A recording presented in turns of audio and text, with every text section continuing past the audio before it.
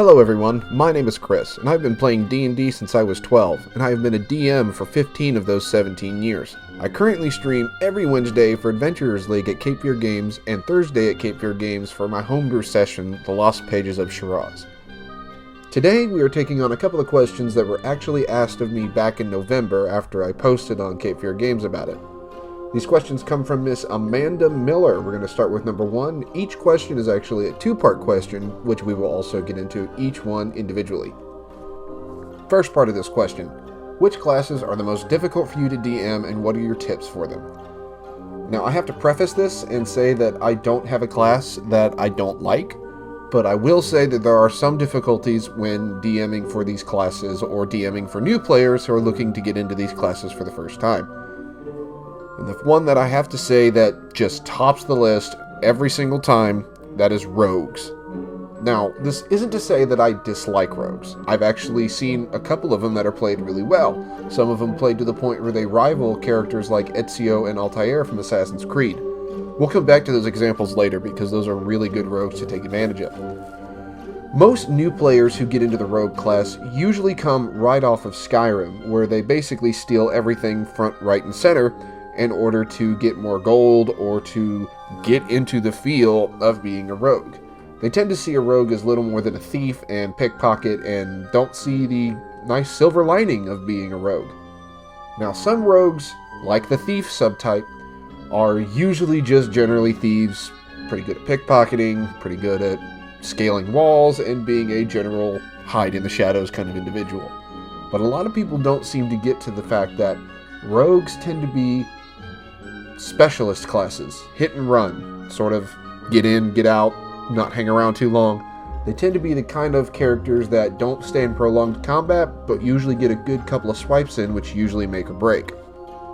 Let's go back to Altair and Ezio. Let's compare them together to what a rogue should be. What do they both do?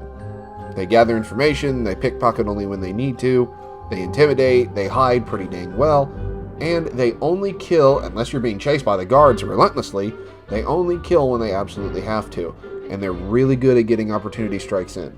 We won't take in Bayek from Assassin's Creed Origins because that's more of an RPG and you can kind of kit him out to be whatever you want. But Altair and Ezio are really good examples of what good rogues should be.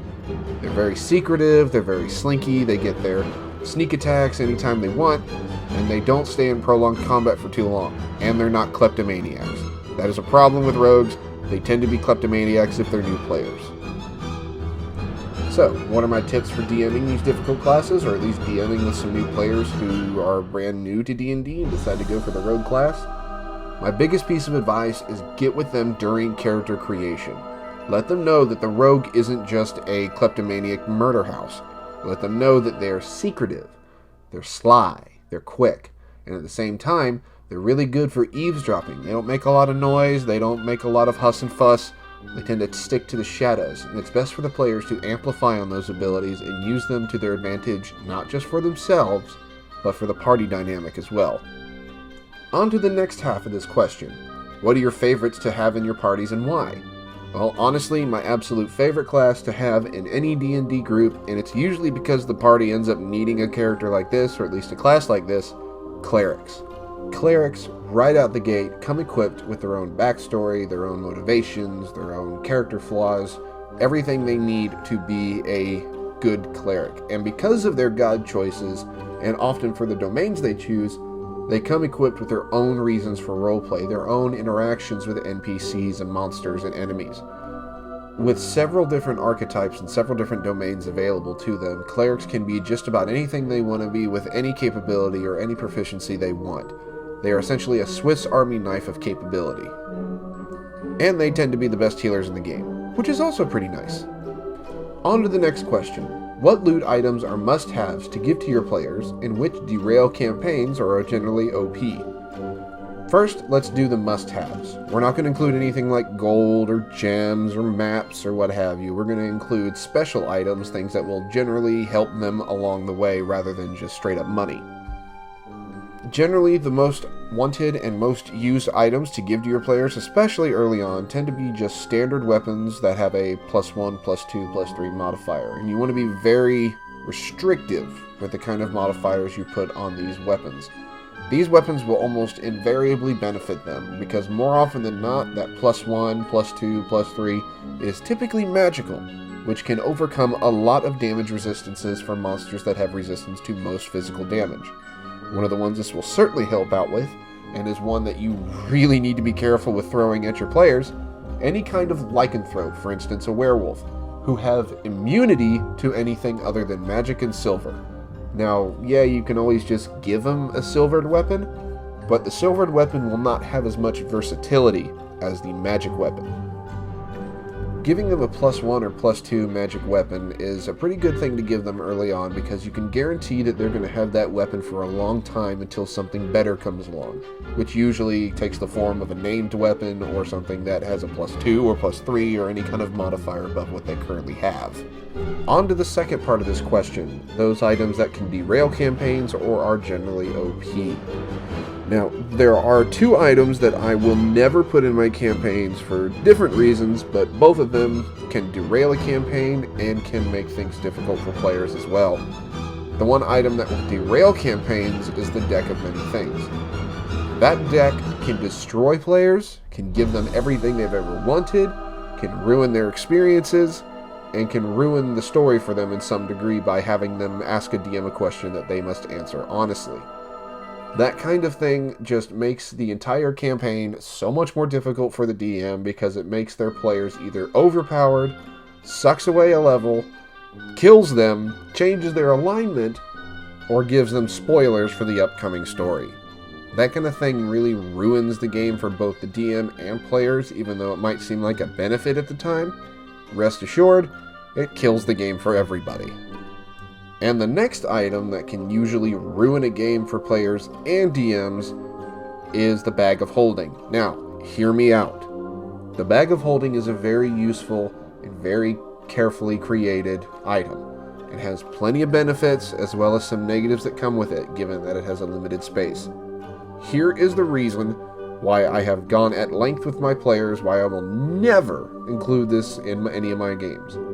The number one biggest ruining factor for this is the fact that when the Bag of Holding, being full of anything you want it to be, I think to a maximum of 64 pounds, if it is ripped, if there is a tiny hole ripped in the bag is destroyed and everything that is inside it is scattered across the astral plane. It doesn't tell you where. It doesn't tell you where to find it. It's just everything is completely scattered. That makes finding these items all the more difficult.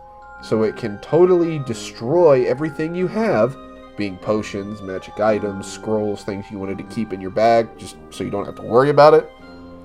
It's just not worth the risk to me to have this, simply because of the fact that it can destroy everything you have, or it can ruin your gameplay because of one tiny fault.